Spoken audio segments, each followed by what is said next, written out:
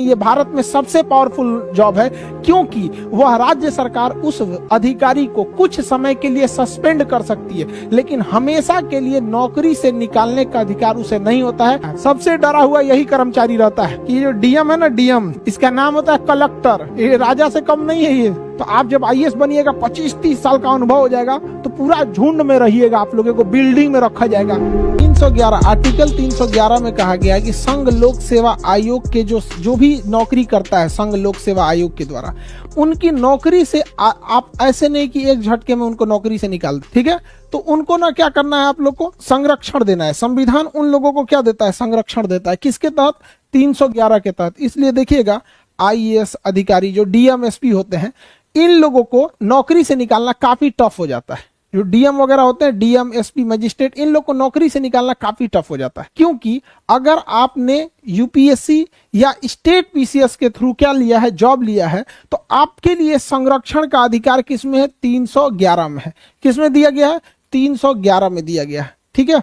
तो संघ लोक सेवा आयोग या फिर जो भी राज्य लोक सेवा आयोग है, इनके कर्मचारियों का संरक्षण आपसे पूछ चुका है कि संघ या राज्य लोक सेवा आयोग के कर्मचारियों का संरक्षण आर्टिकल संख्या कितना में दिया गया है? तो आर्टिकल संख्या 311 में दिया गया है। किसमें दिया गया? 311 में। अब हम चलते हैं 312, उसके बाद चलेंगे 315। देखिए 312 में क्या कहा है, तो इसको पहले समझते हैं। अखिल भारतीय सेवा क्या होती है? 3 टाइप की नौकरी को ध्यान से समझिए। ये 3 नौकरी, एक होती है अखिल भारतीय सेवा।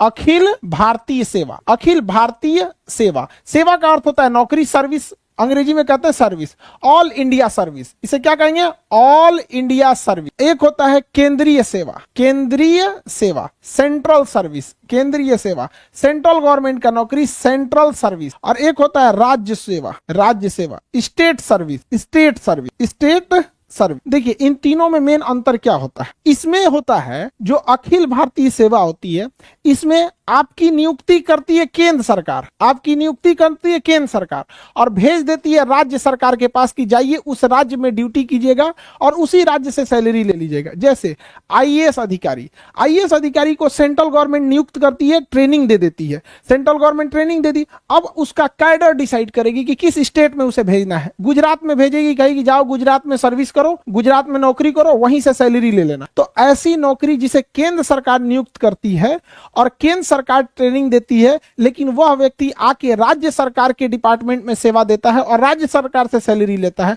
ऐसी नौकरी को अखिल भारतीय सेवा कहते हैं। यह भारत में सबसे पावरफुल जॉब है, क्योंकि वह राज्य सरकार उस अधिकारी को कुछ समय के लिए सस्पेंड कर सकती है, लेकिन हमेशा के लिए नौकरी से निकालने का अधिकार उसे नहीं होता है, अर्थात बर्खास्त, यानी उसको टर्मिनेट नहीं कर सकती है। इतना पावर होता है। अखिल भारतीय सेवा में सैलरी राज्य सरकार देती है, लेकिन नियुक्ति कौन करती है? केंद्र सरकार। सबसे पावरफुल होता है। इसमें कौन कौन आएगा अखिल भारतीय सेवा में? तो देखिए ध्यान से, एक आता है इंडियन एडमिनिस्ट्रेटिव सर्विस, आईएएस अमूमन डीएम लिखता है, आईपीएस लिखता है, और इंडियन फॉरेस्ट सर्विस, भारतीय वन विभाग। इंडियन फॉरेस्ट सर्विस को रखा गया किसके? कब? 1966 में। क्यों? क्योंकि हमें उस समय आभास हो गया कि जंगलों की कटाई इतनी तेजी से चल रही है कि छोटे मोटे कर्मचारियों को वहां के ठेकेदार, विधायक उधायक डरा धमका मिला उला के कटवा लेते हैं सब पेड़ वगैरह। तो वहां आभास हुआ कि एक ऐसे अधिकारी की जरूरत है जो राज्य सरकार या लोकल लोगों से उतना न डरे।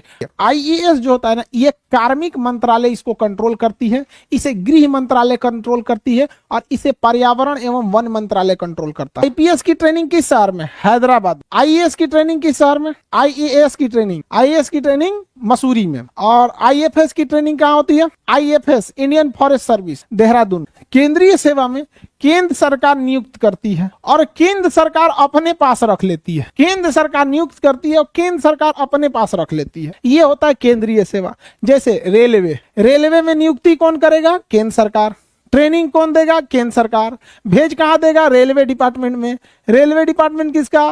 केंद्र सरकार का। सैलरी कौन देगा? केंद्र सरकार। अगर आपको राजदूत बना के अमेरिका भेज दिया जाता है, अगर आपको राजदूत बना के अमेरिका भेज दिया जाता है, तो नियुक्ति कौन करेगी? केंद्र सरकार। किसके थ्रू? यूपीएससी के थ्रू नियुक्ति करेगी केंद्र सरकार और सैलरी देगी केंद्र सरकार। आपको कभी जापान, अमेरिका, रूस भेजेगी तो केंद्र सरकार के निर्देश पर जाएंगे। यूपीएससी में अगर आपको इंडियन पोस्टल सर्विस मिल गया या इंडियन रेवेन्यू सर्विस मिल गया, इंडियन रेलवे सर्विस मिल गया, तो ये सब केंद्रीय जॉब होते हैं। कौन से जॉब होते हैं? केंद्रीय जॉब। तो जरूरी नहीं कि यूपीएससी में आपको सब अखिल भारतीय सेवा मिल जाए। राज्य सरकार आपको नियुक्त करेगी, राज्य सरकार नियुक्त करेगी, राज्य सरकार ट्रेनिंग देगी और राज्य सरकार काम कराएगी आपसे और वेतन देगी। सारा चीज जब राज्य सरकार के अंडर में आ जाता है तो राज्य सेवा कहलाता है।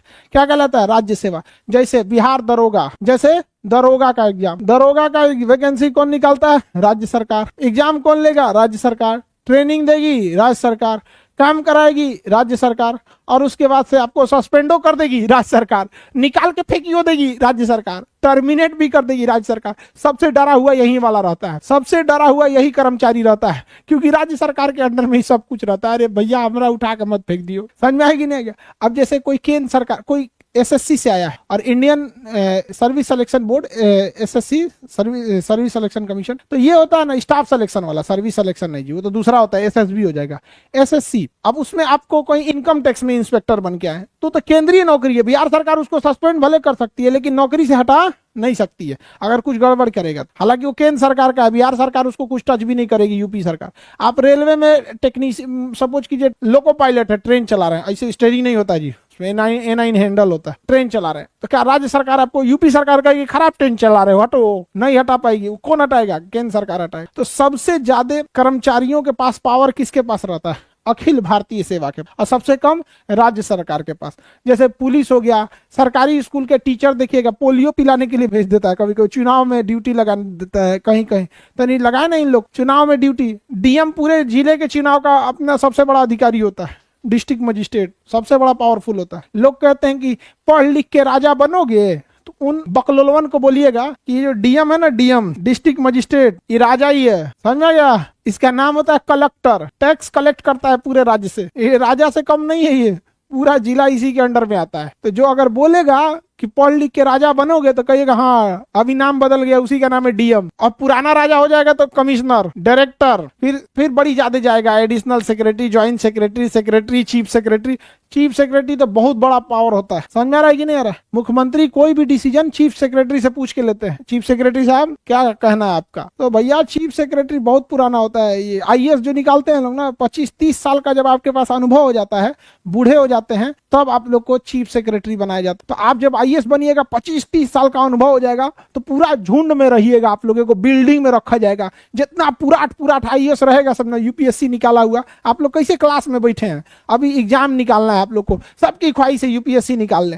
तो ऐसे ही अलग अलग शहर से कोई यूपीएससी निकाल के आया रहेगा, कोई कहीं पे 20 साल डीएम रहा है, कोई आईपीएस रहा है, कोई कमिश्नर रहा है, उसको फिर बुलाया जाएगा, बड़का बिल्डिंग में उसको रखा जाएगा, उसका नाम रहेगा सचिवालय। सचिवालय में सब ऐसे ही सब बड़का रहता है, उसी सबसे डिसीजन लिया जाता है। समझ में आ रहा है कि नहीं? तो काफी बड़ा पोस्ट होता है।